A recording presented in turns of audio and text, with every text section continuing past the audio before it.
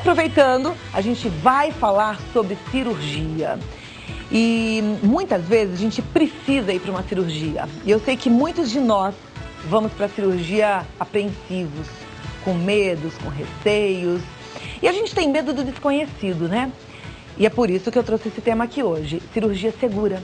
Porque quando a gente conhece, quando a gente tira as nossas dúvidas, a gente consegue baixar a ansiedade e ir para um procedimento até mesmo invasivo, como uma cirurgia, com mais tranquilidade. Isso tudo é muito importante para esse momento. E a gente vai falar sobre isso, eu espero que você tire todas as suas dúvidas. Quero inclusive te convidar para participar do programa. Você pode hoje mandar as suas dúvidas para vidamelhor@redevida.com.br, vidamelhor@redevida.com.br. Hoje você também pode mandar pelo meu Facebook, vai lá no meu perfil e pode publicar a sua dúvida. E até mesmo no Twitter, ok? Participe, porque o programa fica mais gostoso com a sua participação. E você tirando as suas dúvidas aqui para o Dr. Alan Landecker, que é cirurgião plástico e é um excelente médico, muito responsável. E eu realmente admiro muito. Vai responder as suas perguntas, vai tirar suas dúvidas. Por favor, Dr. Alan, obrigada por ter vindo. É um prazer. Falei de verdade, viu? A gente bateu um papinho ali fora. Vem cá, senta aqui um pouquinho comigo.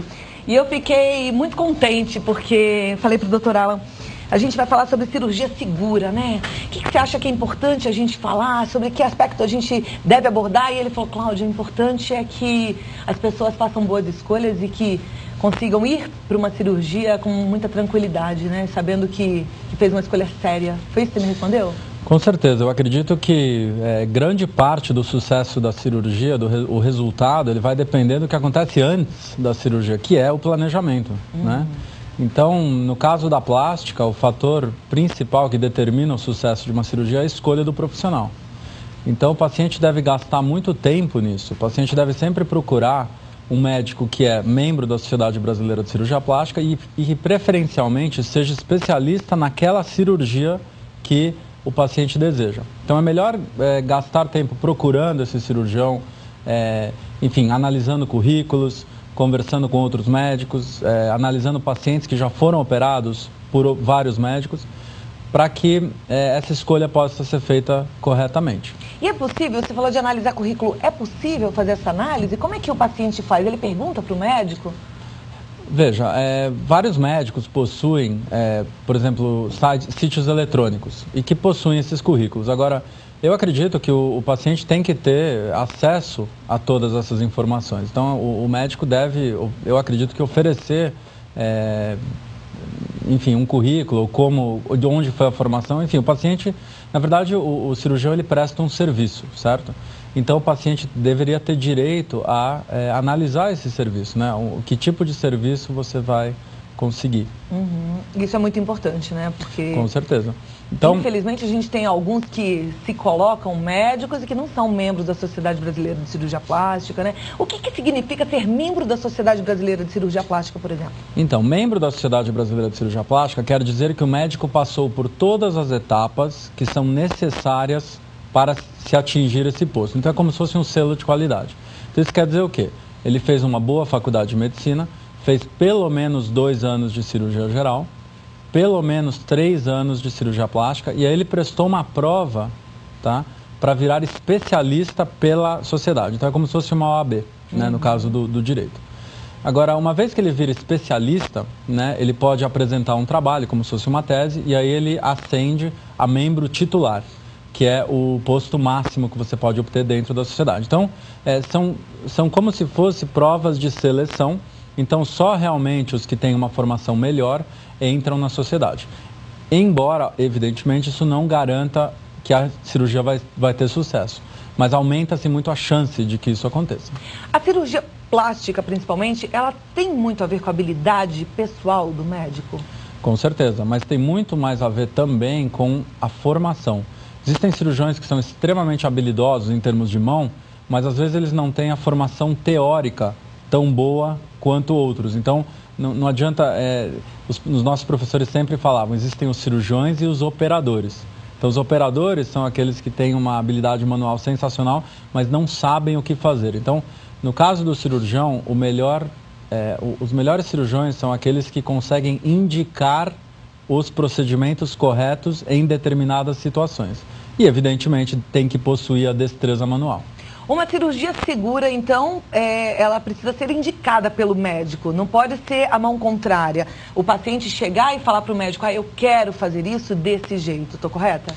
Então, o cirurgião, ele está lá para ajudar o paciente a ser feliz, certo? Então, você deve, sim, levar as expectativas do paciente como uma primeira ideia, né? Então, o que o paciente quer é fundamental, porque você está lá para agradar. Agora, cabe ao médico, dentro dessa expectativa do paciente, oferecer os procedimentos que ajudem a atingir essa expectativa. Mas cabe ao médico também oferecer ao paciente sempre quais são os potenciais benefícios dessa intervenção e as potenciais limitações também. Bom, falando em cirurgia segura, não só na parte da cirurgia plástica, mas na cirurgia como um todo, quais são os principais riscos que a gente tem hoje numa cirurgia, por exemplo? O que eu acredito é que tem existido uma vulgarização em geral em relação a vários procedimentos cirúrgicos, em que as pessoas têm fugido de realizar cirurgias em hospitais seguros para realizar em clínicas ou em estabelecimentos que não possuem a segurança exigida pela vigilância sanitária. Então, o que nós sempre colocamos, mesmo para a cirurgia plástica, é que é mais recomendável realizar qualquer tipo de cirurgia num hospital que tenha UTI. Caso essa cirurgia seja realizada numa clínica, que essa clínica possua toda a infraestrutura exigida pela vigilância sanitária. A minha opinião pessoal é de preferir realizar a cirurgia em hospitais com UTI, porque caso haja algum problema com o paciente, a retaguarda, quer dizer, a estrutura em termos de banco de sangue, UTI, etc., é imediata, ela já está no estabelecimento, ali do lado do centro cirúrgico. Então é melhor para o paciente, porque não necessita de uma remoção. Por exemplo, se ocorrer algum problema numa clínica, por exemplo, esse paciente terá que ser removido para um hospital de maior nível. Então eu acredito que seja mais seguro para o paciente que qualquer cirurgia seja realizada em hospitais. Existem algumas doenças que são mais faladas, né, quando faz uma cirurgia e que de repente resulta numa complicação, como por exemplo a trombose. Qual é o nível de acontecimento de uma trombose numa cirurgia? Uma cirurgia, por exemplo, dessas eletivas, que a pessoa marca, que vai porque sabe que tem que fazer? Então, a ocorrência de trombose, de novo, é muito importante a prevenção. Então, a primeira coisa que o médico deve fazer é tirar uma história muito apurada do paciente, visando encontrar fatores de risco para a trombose.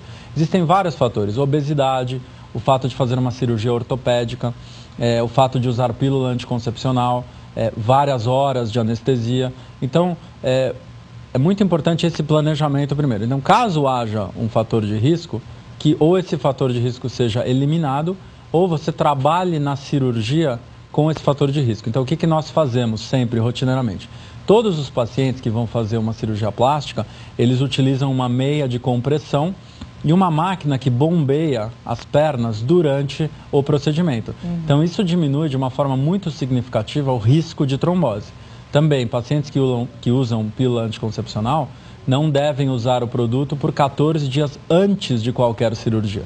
Então, é muito importante o antes da cirurgia, você procurar encontrar os fatores que podem causar essa complicação e tentar eliminá-los. Você falou de muitas horas de anestesia. Uma pessoa que resolve fazer aquela cirurgia completa, né? Quer fazer um lifting do rosto, quer fazer uma lipoaspiração, uma lipoescultura, enfim, quer fazer um monte de coisas. Ela vai ficar mais tempo sedada, anestesiada. Aí o risco é maior, então? Sim, o risco ele cresce à medida que a anestesia se prolonga. Então, a minha opinião pessoal e a opinião da sociedade é que nenhum procedimento deva durar mais do que aproximadamente 6 horas. Então, isso visando minimizar o risco da trombose, que é uma complicação comum. Existem outras complicações que são importantes, como sangramento, infecção. Então, novamente, se o hospital for um hospital de alto nível, com boa qualidade de esterilização, e por isso baixos índices de infecção hospitalar, tudo contribui para que o resultado da cirurgia seja bom com menos risco. Tá. Existe algum lugar do corpo onde o risco de, por exemplo, uma trombose seja maior do que em outros? Uma cirurgia de coração é uma cirurgia lenta, né? Ela é um procedimento, eu penso que mais demorado.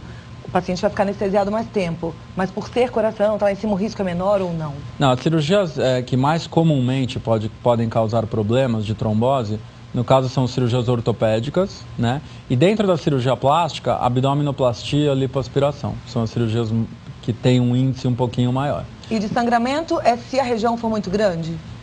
Então, o sangramento ele pode ocorrer em qualquer cirurgia, né?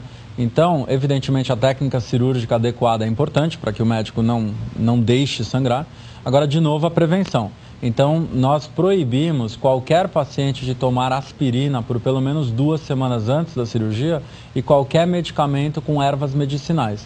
Então, isso deve ser interrompido também 2 semanas antes, porque isso causa alterações de coagulação, fazendo com que o paciente possa ter uma hemorragia muito grave. Então, novamente eu te digo, o planejamento é a coisa mais importante. Então, veja quantas coisas nós conversamos antes do ato cirúrgico, que quando feitas direitinho, diminui muito o risco de você ter problemas. E olha, para aumentar a sua segurança em relação ao médico, também é importante que você agora já sabe de tudo isso, preste atenção no discurso do teu médico e também se ele está te pedindo exames pré-operatórios, porque são necessários, não é, doutor?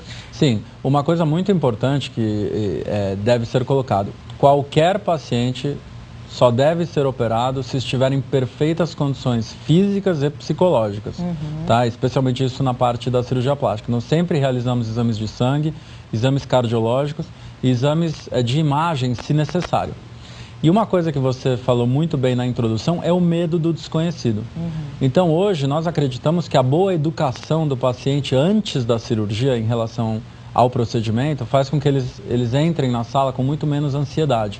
Então, hoje, nós fazemos uma consulta extremamente detalhada, no sentido de explicar a técnica cirúrgica de uma forma muito detalhada, explicar exatamente como é o pós-operatório, fornecendo apostilas com orientações super detalhadas para que o paciente entre seguro na cirurgia sem nenhuma dúvida, ou seja, sem aquele medo do desconhecido, como você falou no início do programa, e que no pós-operatório ele tenha também um guia de referência.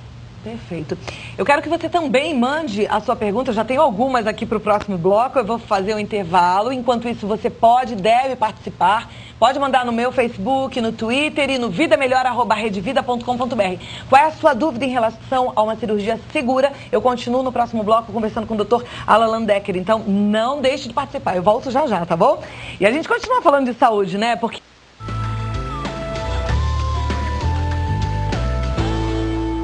estou de volta com o Dr. Alan Landecker, várias perguntas aqui, que bom que você está participando. E olha, a minha primeira pergunta, a minha não, mas é de um telespectador, ele fala de Recife, é o Carlos da Silva Gomes, ele diz o seguinte: a minha esposa está fazendo pesquisa e orçamento para escolher um bom cirurgião. Nessa hora, o preço fala mais alto. Isso é um problema?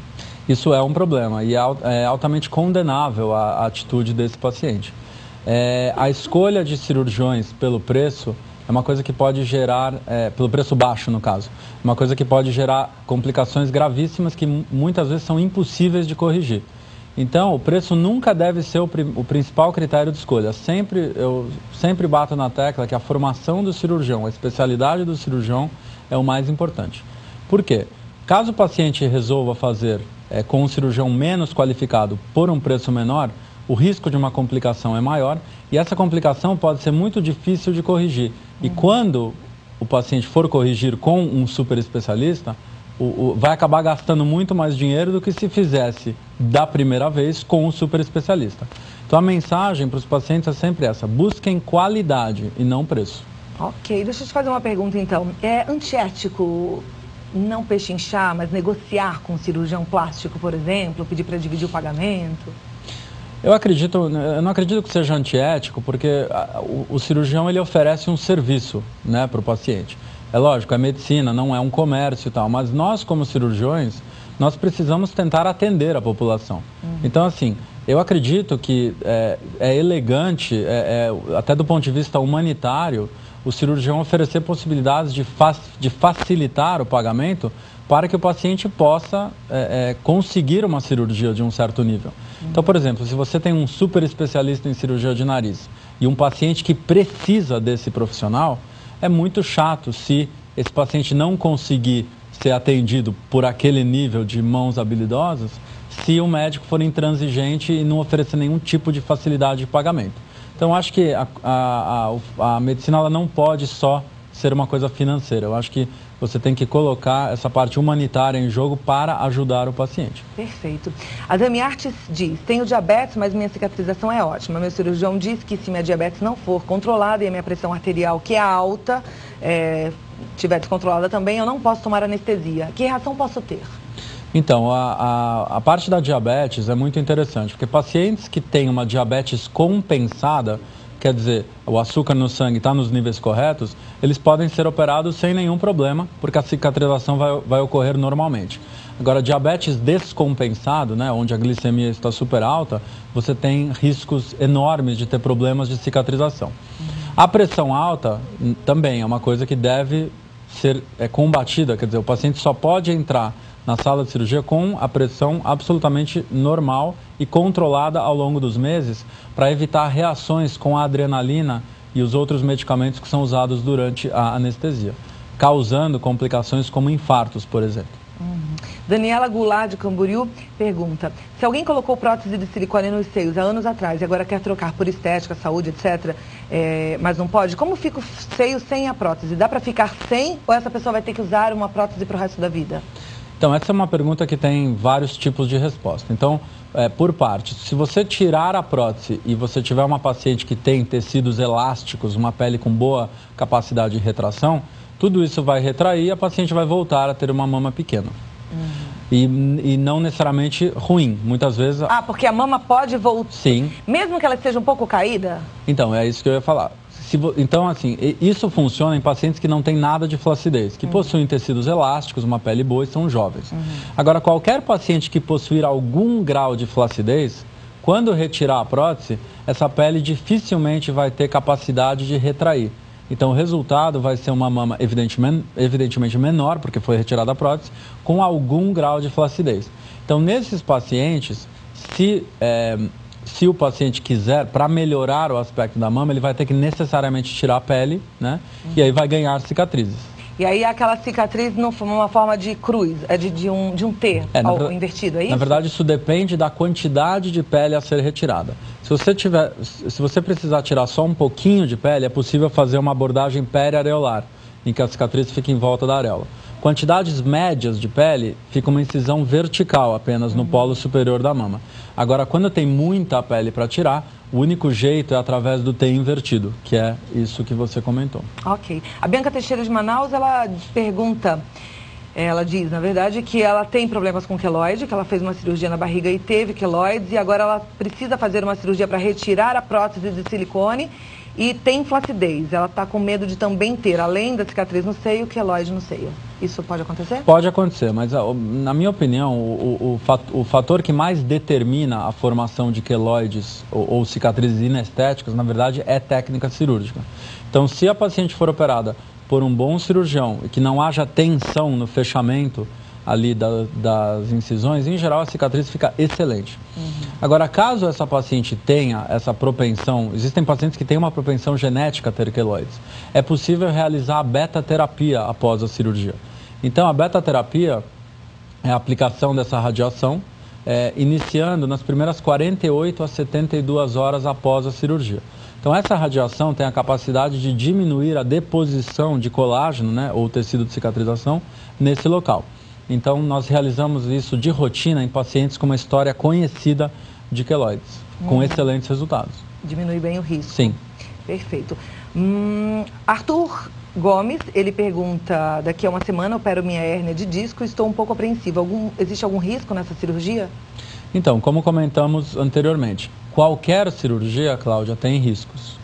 Então, o que é importante? Se o paciente estiver bem avaliado, como comentamos antes, parte sanguínea, se não tem anemia, se não tem problemas de coagulação, se a parte cardiológica está ok, os rins, ou seja, se tiver tudo bem avaliado antes da cirurgia, o risco, se essa cirurgia for realizada por um bom profissional num bom hospital, o risco é muito pequeno. Ok. Patrícia Gomes, de São Paulo, ela disse que tem uma filha que tem 14 anos e já percebe que a filha não tem um nariz bonito e a filha já está se queixando do formato do nariz. Se ela já pode se submeter a uma cirurgia plástica? Não pode.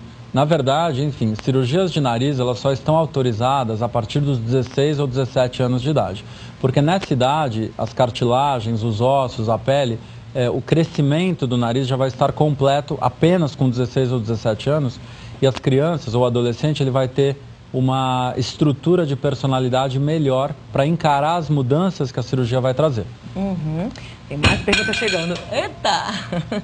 Lenir Vec da Silva, ela diz, depois de uma cirurgia de abdômen, há possibilidade de engordar braços e pernas por não haver mais a gordura abdominal? Então, quando um paciente realiza uma cirurgia de contorno corporal e volta a engordar, esse aumento de peso ele vai ocorrer difusamente em todo o corpo, inclusive naquele local que foi operado. Não é que tirou a barriga e não vai ter mais barriga e vai ter mais perna, mais braço, não? Não, okay. A gordura pode voltar. Então, é por isso que sempre colocamos, Cláudia, que a cirurgia plástica, ela faz parte de um programa de bem-estar que necessariamente deveria envolver a prática regular de exercícios físicos e uma dieta saudável. Ok. Juliana Conde, estou prestes a fazer uma mamoplastia redutora, a gente já falou sobre isso. Marquei 2 vezes e desisti por medo da anestesia. Minha médica e a anestesista me tranquilizaram em relação aos perigos, mas ainda não foi o suficiente. Qual é a melhor e a mais segura? Anestesia geral ou peridural? Então, essa cirurgia ela pode ser realizada de várias formas. Ela pode, se for uma retirada pequena de pele, é até possível fazer com anestesia local e sedação. O segundo tipo de cirurgia que você pode usar é a peridural com sedação. Então, a peridural é uma picadinha nas costas que vai te anestesiar daqui para baixo e você recebe uma medicação na veia para dormir durante a cirurgia. A anestesia geral já é uma anestesia onde você usa o tubo na garganta. Então, esses 3 tipos de anestesia são possíveis, são seguros, mas, novamente, quando realizadas por um bom profissional, num hospital adequado. E essa paciente, ela deve considerar que a anestesia hoje ela é extremamente segura quando você tem um bom profissional e um bom hospital realizando, porque você tem também drogas que são cada vez mais modernas, cada vez mais rapidamente metabolizadas pelo fígado, e com isso os pacientes conseguem acordar muito bem e muito rápido após a cirurgia. Perfeito. O Thiago Moraes diz que tem mamas um pouco grandes, já fez academia, mas isso incomoda muito. E se existe alguma técnica que diminua essa mama masculina, e se existe alguma cirurgia com a qual é recomendada? Sim, a ginecomastia, que é o aumento das mamas em homens, ela pode ser tratada através ou de lipoaspiração, né, se o componente principal da mama for gordura, ou através da retirada de um pouquinho de glândula também. Então, muitas vezes se faz os dois, a lipoaspiração e a retirada de um pouquinho de glândula mamária. E essa cirurgia tem sucesso? Sim, é extremamente segura e extremamente bem sucedida. Paula Medeiros diz que é portadora de lúpus, gostaria de saber se isso impede a realização da cirurgia plástica nos seios. Ela disse que já fez abdominoplastia há mais de 5 anos e correu tudo bem. Então, novamente, é o que colocamos. A cirurgia só deve ser realizada quando qualquer doença de base que o paciente tiver esteja controlada. Então, provavelmente, a cirurgia anterior da paciente houve sucesso porque a doença de base estava controlada. Então, a mensagem é essa: qualquer doença crônica que a pessoa tiver, tipo pressão alta, doença reumática, diabetes, etc., não pode realizar nenhum tipo de cirurgia se qualquer uma dessas doenças estiver descompensada.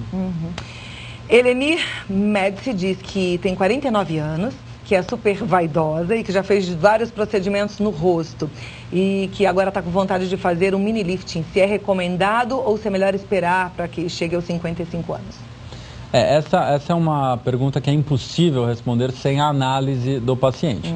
Então, o que colocamos hoje é que o paciente deve procurar o cirurgião quando uma boa noite de sono ou uma boa maquiagem não consegue mais esconder os sinais de envelhecimento.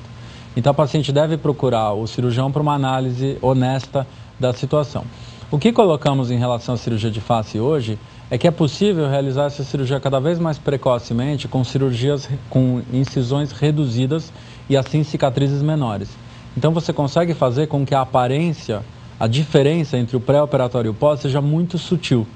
Né? Então, hoje, eu acredito que seja melhor fazer isso, porque, por exemplo, se você atende uma pessoa que tem sinais exuberantes do envelhecimento facial e você fizer a cirurgia de face, vai ser muito perceptível que a pessoa operou, porque existe uma grande diferença de como ela entrou e como ela saiu do hospital.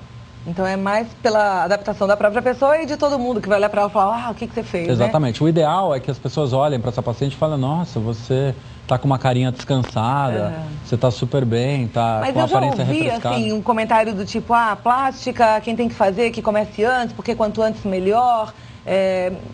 Tem sentido isso? O quanto antes melhor, ele é melhor de certa forma, porque quanto menor o sinal, quanto menos intenso o sinal de envelhecimento, menor será a cirurgia que será necessária para corrigir isso.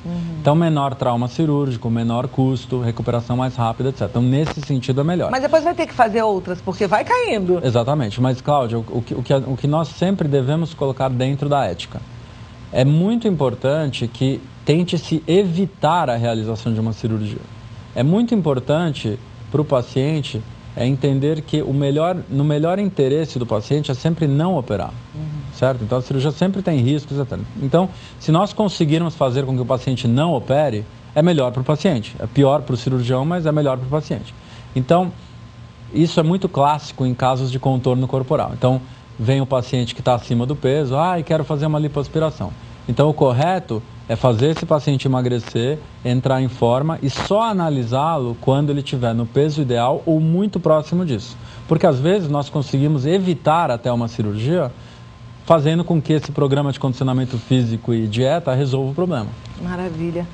Bom, conversei com o Dr. Alan Landecker, que é uma pessoa especial e especialista no assunto de cirurgia e cirurgia plástica. Tenho certeza que te ajudou, viu? Se você tiver alguma dúvida, a gente vai encaminhar todas as perguntas do Dr. Alan. Eu vou te pedir também para responder algumas perguntas para a gente disponibilizar no nosso site. Muito obrigada por ter vindo. Com certeza, Cláudia. É sempre um prazer estar aqui, podendo orientar as pessoas a buscarem cirurgias, né? Cirurgias plásticas cada vez mais seguras e felizes. E hoje a gente tem ferramentas na internet, você consegue achar o Dr. Alan fácil. Coloca no Google que você vai ver aqui. Sensacional. Muito obrigada, viu? Bom, né? A gente conversar com quem é sincero, com quem entende, com quem tem carinho pelo paciente.